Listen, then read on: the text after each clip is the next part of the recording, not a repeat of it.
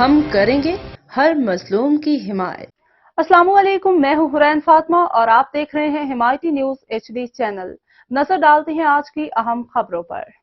World Gondal اتحاد کے سالانہ چھٹے کنونشن کا انعقاد وائٹ روز پارک کی میانی ضلع سرگودا میں ہوا، جس میں پاکستان بھر سے آل ورلڈ گوندل اتحاد کے مرکزی قائدین، ممبران و عہدیداران نے بھرپور شرکت کی۔ تعارفی سیشن کے بعد برادری کے عمائدین و اکابرین نے اپنا اظہار خیال کرتے ہوئے چیئرمین آل ورلڈ گوندل اتحاد چودھری اطلس گوندل نمبردار کی برادری کی بھلائی، عظمت و وقار کے لیے انتھک محنت اور کاوشوں کو سراہا۔ برادری کے افراد نے چیئرمین آل ورلڈ گوندل اتحاد کی عزت افزائی کے لیے حال میں کھڑے ہو کر 1 منٹ تک تالیاں بجائیں۔